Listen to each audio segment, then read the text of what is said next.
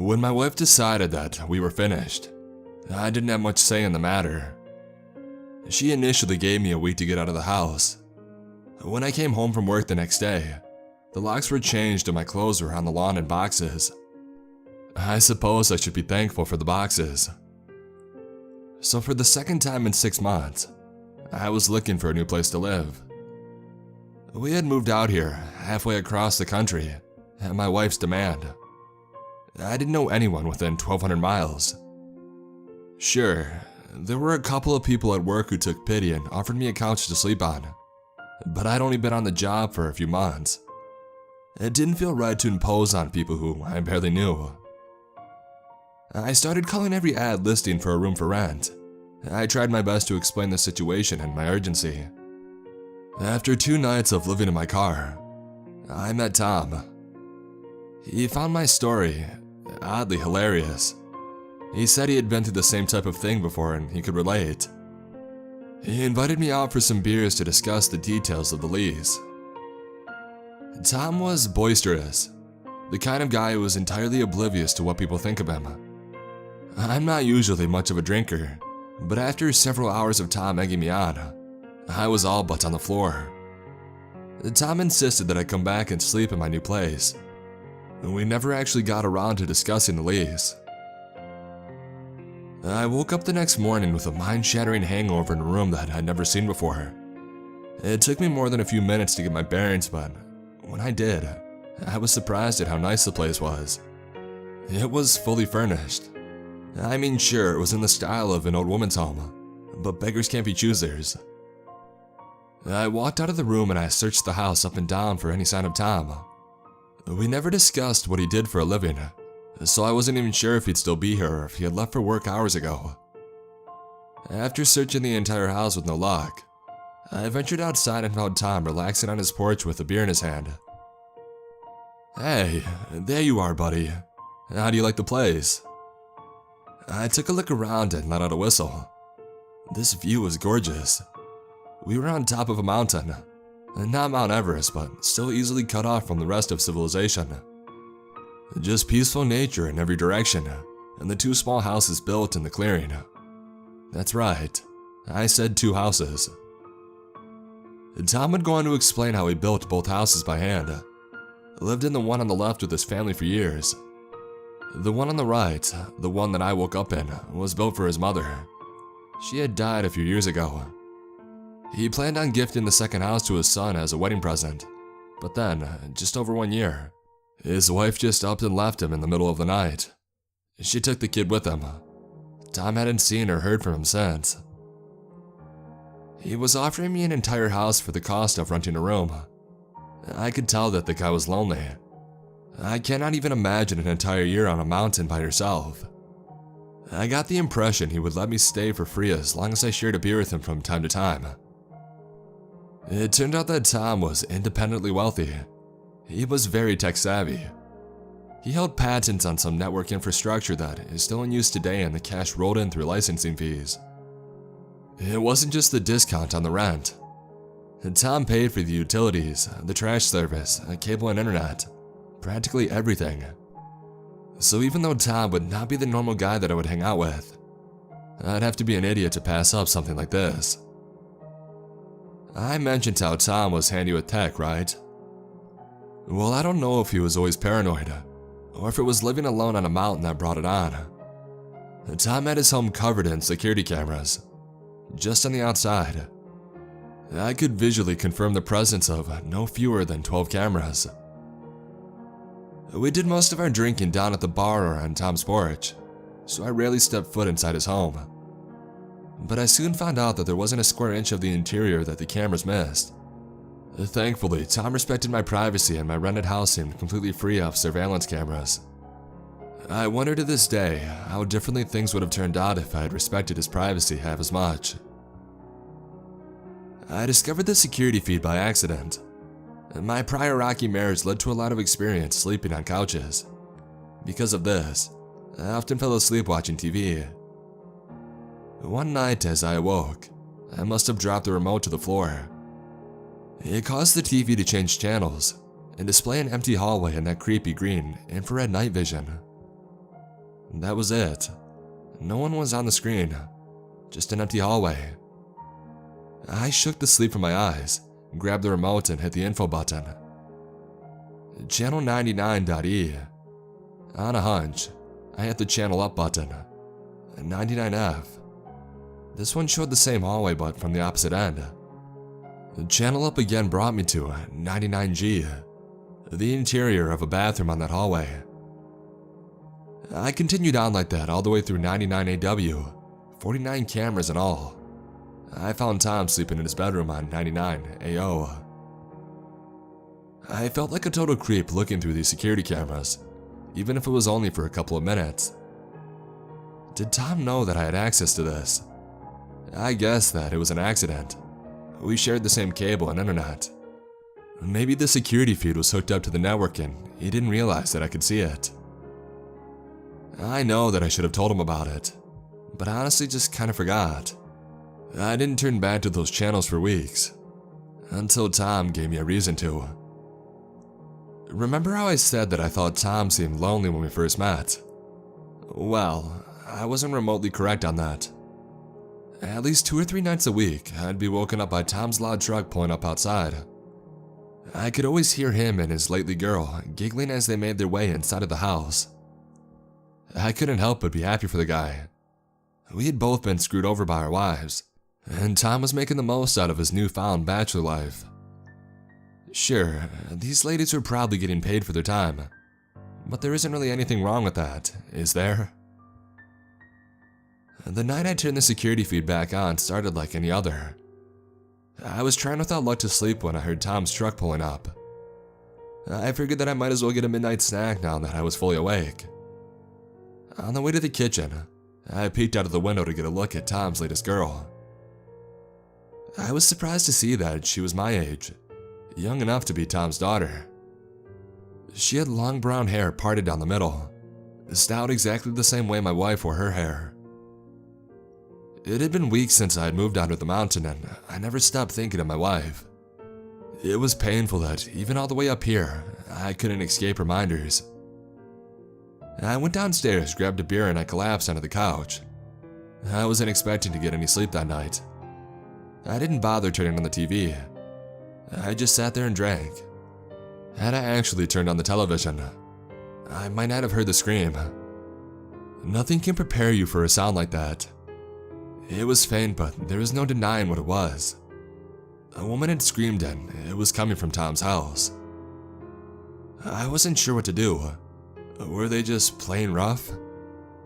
I thought I knew Tom pretty well at this point, and he didn't seem like the type to hit a girl in anger. The only time that I had seen him angry was when he spoke of his ex-wife. And as another wrong man, I could sympathize with him there. Surely the source of that shriek had to be some rough but consensual adult activity. I didn't hear another scream. I waited a minute, maybe 2. The night was silent again, but I just couldn't shake it. It didn't sound like a playful or a surprise scream. It was the blood-curdling shrill cry of a woman in trouble.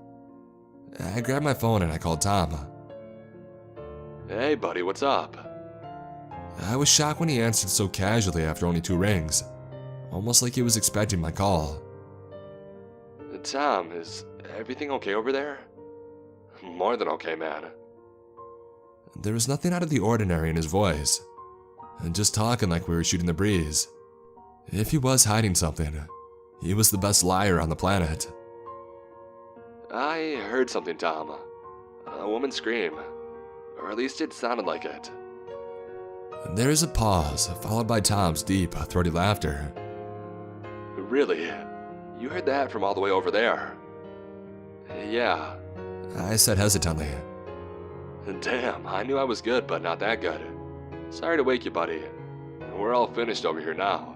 She won't be giving you any more trouble." The whole conversation felt odd. Tom didn't seem to acknowledge the seriousness of what I heard. He just laughed it off like guys bragging in the locker room. "Gotta get going now, buddy. I'm a bit worn out, if you catch my drift. Get some sleep, buddy. Maybe we'll go out drinking tomorrow." Yeah, sure thing, Tom. Sorry to bother you." I hung up the phone and I went to the window.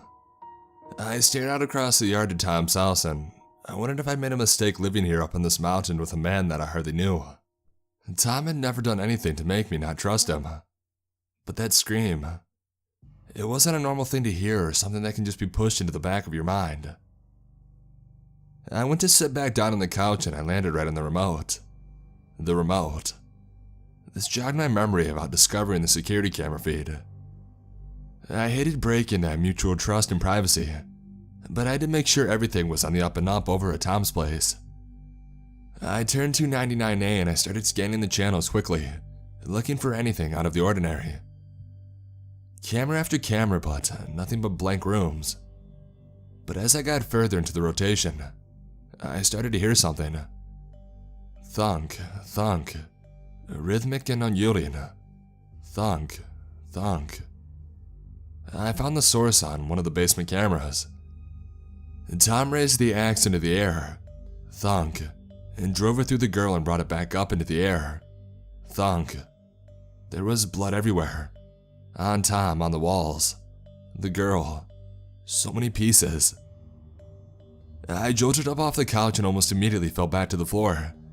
My legs were jelly and I knocked beer bottles from the coffee table all over the floor while trying to get to my feet. I struggled to find my phone in the dark, while the mayhem on the screen continued. I couldn't take it anymore and I shut off the TV.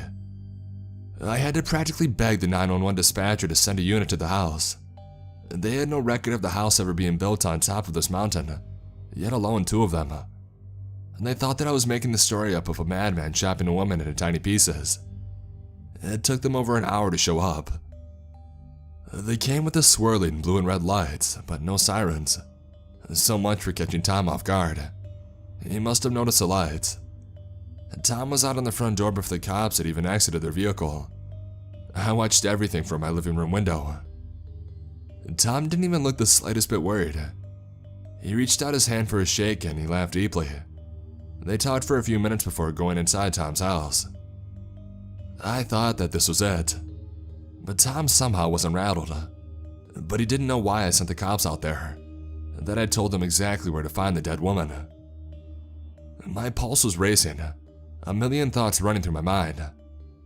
I grabbed another beer to try and calm my nerves. I had no idea how much time passed before the cops came to my door.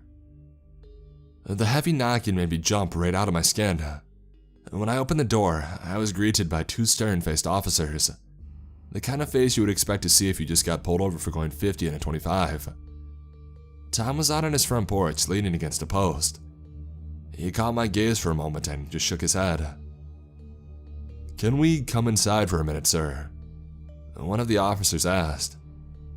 I was having trouble finding my voice and I just moved out of the way, allowing them to enter. "Why don't you go ahead and have a seat?" the older officer asked. I did as I was told. The other cops started pacing around the room, eyes scanning over every little nook and cranny. They had me go over my story again, repeat everything that I had told the dispatcher. I went into even more detail, and I told them how Tom would regularly bring working girls back to his place late at night. I feared just how many of them had met the same fate as the brunette did tonight. As I finished retelling the story, we just stared at each other in silence. I felt like I was being interrogated. Like I was the one that had brutally dismembered that woman tonight. I knew then I should have kept my mouth shut, but I couldn't take it anymore. "Well, what did you find over there?" The cops looked at each other and turned away from me so they could speak in private. A moment later, the younger officer walked out of the door and started speaking on his radio. Just give him a warning. I was able to make it out. What was going on? "Listen, officer, I know this is pretty crazy, but you just can't let Tom..." I tried rising to my feet, only to be met by the swift hand of the officer shoving me back onto the couch. His other hand made a movement to his sidearm and I froze. "I'm going to need you to stay seated. You've made some pretty serious accusations tonight, sir." I couldn't believe what I was hearing. I saw Tom. I saw what he did. How could they have found nothing? No one could clean up that mess that quickly. Seeing no other alternative, I quickly dove to the floor where the remote had fallen and I turned on the TV. When I raised my head, I was met with a gun in my face. "Just look, officer, please." We both slowly turned our heads to the television, only to be met with a black screen and the words, "No signal."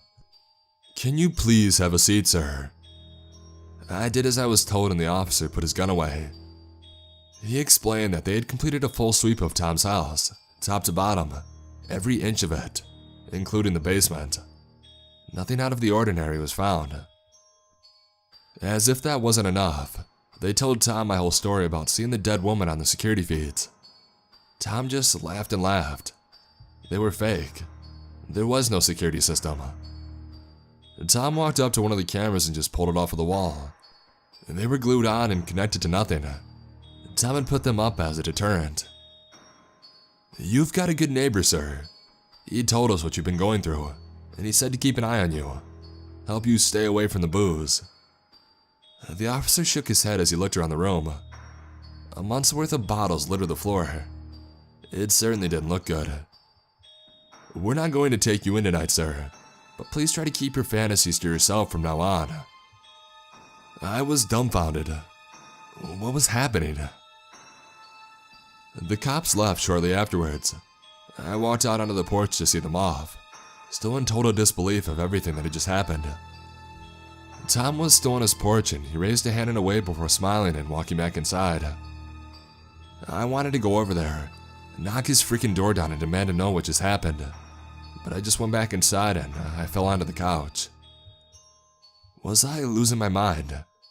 There's no way I just imagined all of this. The sudden sound of whistling brought me out of my thoughts.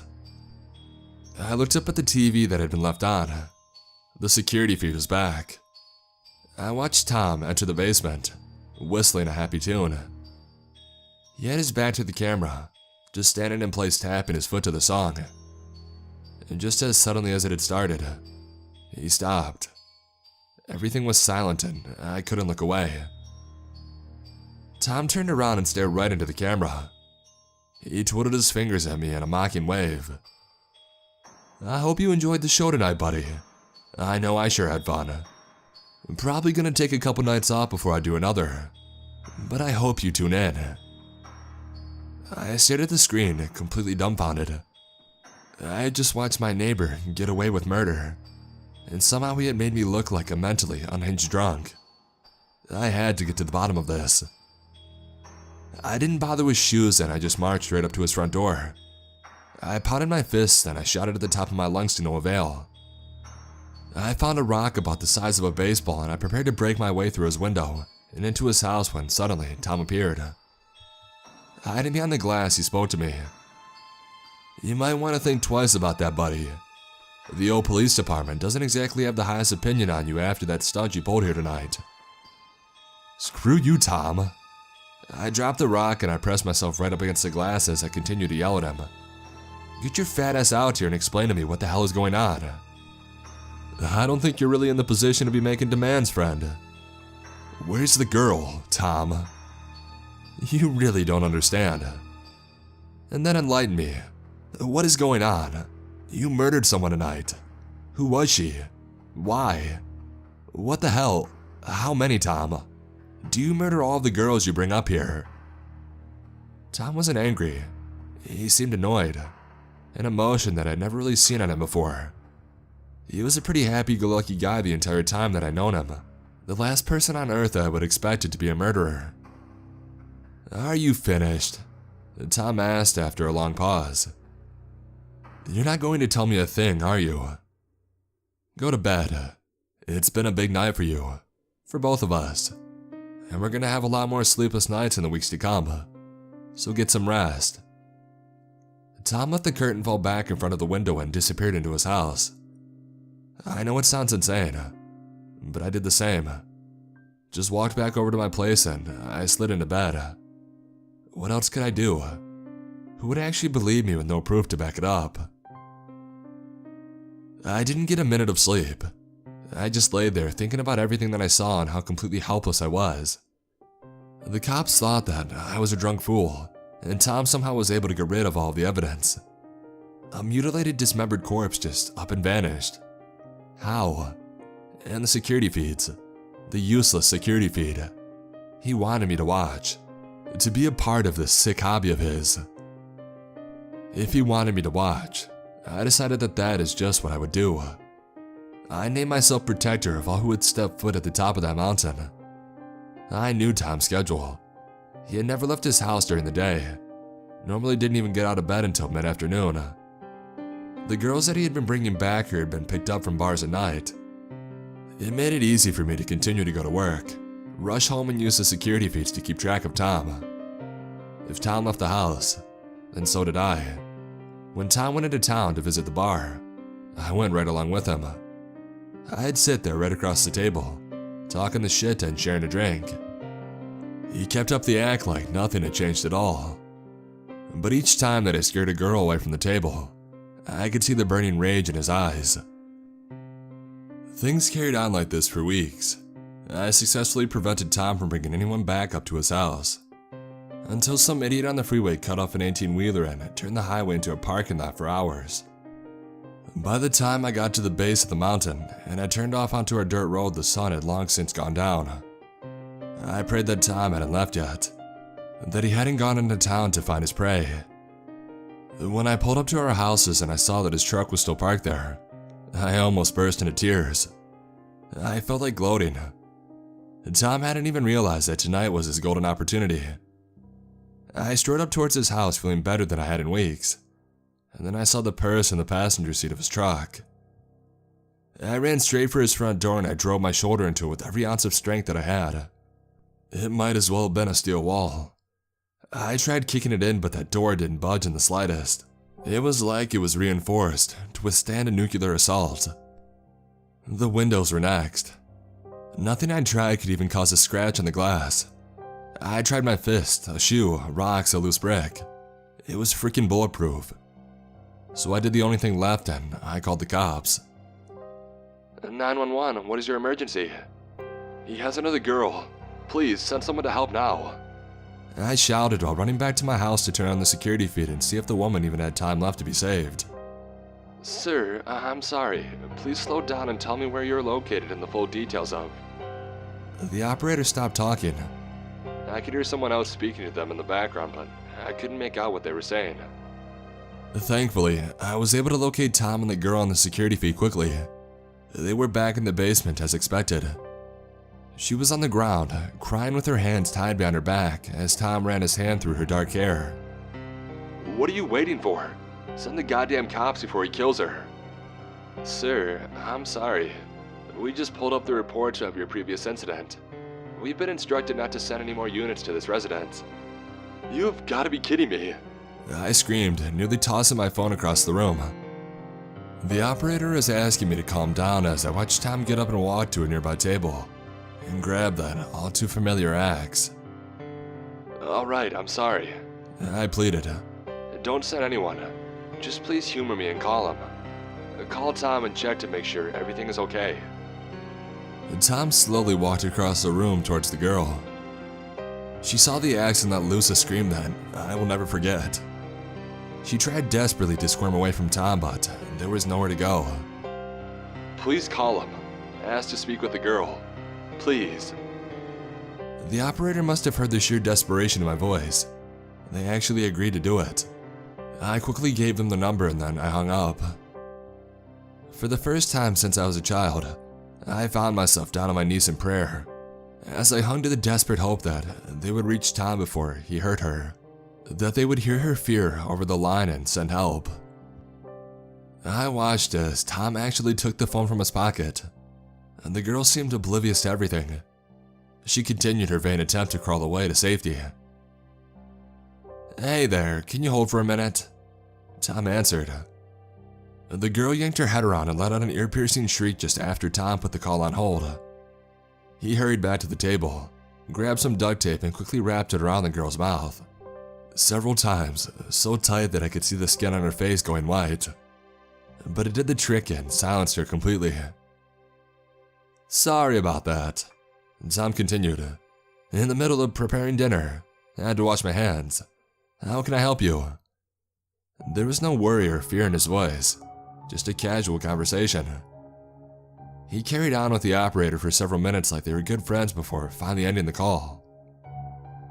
Tom turned and stared directly at me through the camera. He didn't speak, just raised his hand and wagged his finger back and forth. He then turned his attention back to the girl. I had never felt so helpless in my entire life. The woman was going to die right before my eyes and there was nothing I could do about it. No one believed me and I couldn't get to Tom no matter how hard I tried. Tom slid a pocket knife from inside his boot and held it to the girl's face. Her eyes went wild and she tried to scream, but there was no sound escaping the tape. I couldn't look away from the security feed on my television. But Tom didn't cut her. He just slid the knife under the tape and slowly worked it off her face. Her scream started the second it was off. Tom grabbed the girl by the head, a hand on each side of her face. He lifted her to her knees and whispered softly so I couldn't hear what he said. Whatever it was worked. The girl grew quiet for a moment. He once again ran his hands through her hair and wiped away her tears. The anticipation was brutal. I knew what was coming, but Tom was drawing it out. Was this for his enjoyment or to torment me and hammer home just how helpless I was? And that's when the idea hit me. My phone. The cops wouldn't listen to me, but they couldn't deny video evidence. I took out my phone, switched it to full video camera mode, and I pointed it at my TV to capture the security feed. It wouldn't be the best recording ever, but on short notice, it was the best that I could come up with. It started less than 30 seconds after I pressed record. Tom slid his hands from the woman's face and wrapped them around her neck, thumbs pressing down on her windpipe. She struggled, legs kicking and arms reaching out to claw at Tom, but it was no use. She grew weak and slid to the floor. Tom didn't loosen his grip. "You watching this, buddy?" He shouted at me. "I know you are. She's a real pretty one, ain't she? I know you like them brunette girls." Sudden knocking at my door jolted me away from this nightmare. I looked up from the TV and I saw the flashing red and blue lights outside the window. The cops. When I turned back to the TV, it was blank, no signal. I rushed and threw open the door to find the two officers from the other night. "Sir, I'm going to have to ask you to." "No!" I shouted and I pushed past them. They quickly gave chase as I ran to Tom's house. "You have to get in there. Shoot the freaking lock off or something. He's killing her right now." Their guns were drawn and aimed directly at me. They shouted orders for me to get on the ground, but I just continued to pound on Tom's door. I did notice as one of them came up behind me, got me into a hold and threw me onto the ground. As they pressed my face into the dirt, I remembered the recording and pleaded with them to look at my phone. But it was just as useless as everything else I tried. Before long, I was handcuffed and in the back of the squad car. The two useless police officers stood in Tom's front yard discussing what to do next. The woman was surely dead by now. I had failed. But to my amazement, I saw that the cops had my phone in their hand. They were actually going to watch the video. From the car, I could still hear the audio, the girl screaming. I may not have saved her, but at least she would receive justice. The officers shook their head and looked away from the video in disgust. I actually started to relax a little. The nightmare was almost over. One of the officers returned to the car and sat down in the front seat, while the other went to Tom's door and knocked. What the hell? They should be going in there with guns drawn. And once again, all reason had left my reality. "What is this?" the cop said, not bothering to turn around and look at me. I didn't know how to respond, so I stayed silent. He spun around and held the phone up so I could see it, so I could watch the murder a second time. Except this time, the images had changed. I had to watch that woman be strangled all over again, but this time, it wasn't Tom who choked her. It was me. My hands wrapped around her throat, my twisted grin of pleasure. "We should have dragged you away the first time we came out here. You sick fuck," the cop said before shutting off the video. I didn't say a word. What could I say? And Tom opened the door and greeted the officer. I couldn't hear them speak, but everything seemed perfectly cordial between them, like old friends catching up. Tom kept throwing me sideways glances, egging me on to dig an even deeper hole for myself. Tom was in complete control. And that's when the woman stepped up beside Tom. The cop seated in front of me sat bolt upright before getting out of the car altogether and rushing to his partner's side. The girl looked completely cleaned up. No sign of tears or bruises. She looked a little uneasy, but who wasn't when speaking to the cops? She certainly didn't look like somebody who had just been choked to death. After several minutes, the cops came back to the car. They opened the door and helped me to my feet, before begrudgingly letting me out of the handcuffs. "You're really lucky your neighbor is looking out for you." He explained the whole thing. The little movies you like to make with the ladies. He pushed me up against the side of the car. "But you listen here, scumbag. If you take it any further, if you start hurting women without their consent, I'm going to put you in the freaking ground." I didn't say a word. What could I say? The cops got in the car and they left. For several minutes, we all stood there in silence. Just me, Tom, and the murdered girl. I couldn't look at them. I dropped my head and I stared at the ground, unsure of what to do next. It was Tom who broke the silence. "Might be the time to get a new fetish, buddy. You're taking the BDSM thing a little far, don't you think?" By the time I raised my head to look at Tom, he had already had a knife to the girl's throat. "You owe the lady some thanks. She really came through and bailed you out here. Said everything to the nice man in blue that I told you to, didn't you, darling?" The girl was crying again. A small bead of blood dripped down her neck as the knife pressed harder into her flesh. "Tom, don't do this." Before I could move a muscle, he slid the blade from ear to ear and she fell to the ground. I rushed to her side, but there was nothing that I could do. Blood was everywhere on the ground. She was dead within a minute. Tom just laughed. I stared up at him, feeling more helpless than I thought was humanly possible. "You should really just give in, buddy. There's no use fighting me. You can't beat me. Deep down in that little brain of yours, you know you don't even want to." He spoke to me like an old pal trying to convince me that I'd never beat him in a game of Monopoly. None of this was real. It was just a game. I wondered if he took any pleasure in killing the girls, or is it all just to torture me?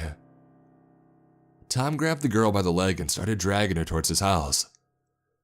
"I'm gonna have some fun while she's still fresh. Feel free to watch, buddy." I ran my hand through the quickly congealing blood on the ground. It was cooling, but was still warm. It was real. What I saw was real.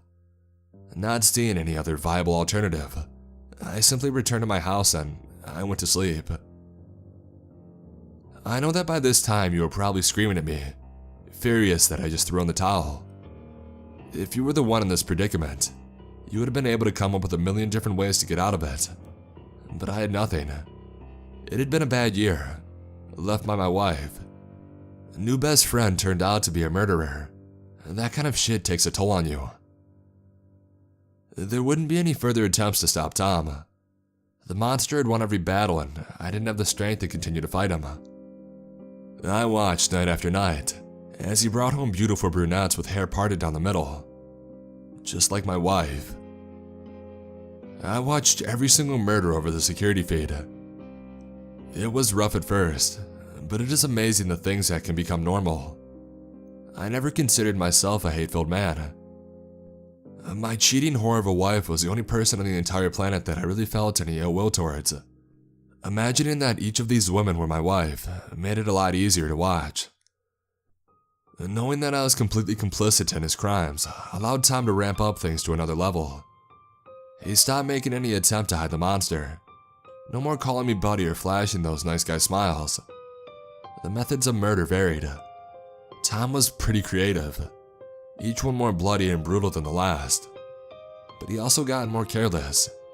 He started to forget to clean off the blood on his boots before prowling for more prey. His knots weren't quite as perfect as they once were. And that's the one that changed everything in the end. Just last night, the woman he had captured was able to slip her hands out of her restraints. I sat up straight, eyes glued to the television as she crept up behind him. Tom was completely clueless that she was free. She started with a low blow that brought Tom to his knees.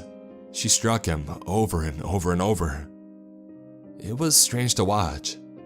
Tom had become this mythical monster in my mind, completely unstoppable.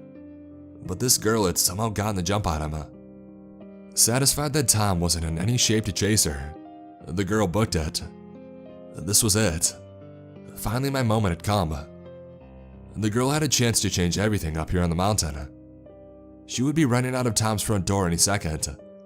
I didn't bother to find my shoes and I hurried out of the door to meet her. I found her trying to hotwire Tom's truck, and I quietly approached, not wanting to freak her out any more than she already was. "Excuse me, ma'am." I had almost called her my wife's name by accident. She really did look so much like her. "What's going on? Are you okay?"